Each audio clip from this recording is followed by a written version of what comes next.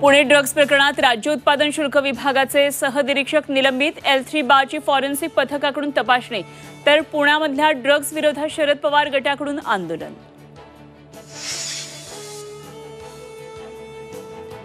नीट घोटाळा प्रकरणात admit card सापडलेल्या विद्यार्थी पालकांची होणार चौकशी। उमरग्यात कोनगलवारच्या घरामध्ये सापडले होते 12 विद्यार्थ्यांचे प्रवेशपत्र। नीट घोटाळा प्रकरणात आतापर्यंत 6 जणांची नावं उघड गुण वाढवून देण्यासाठी करायचे 5 लाखांचा सौदा। एजंटच्या शोधासाठी नांदेड ATSचं पथक दिल्लीला रवाना। राष्ट्रवादी शरद पवार गट 100 जागा लढण्याची शक्यता। जागा निश्चितीसाठी मवियाची याच आठवड्यामध्ये बैठक। जागा निश्चितीनंतर पवार महाराष्ट्र पिंजून काढणार।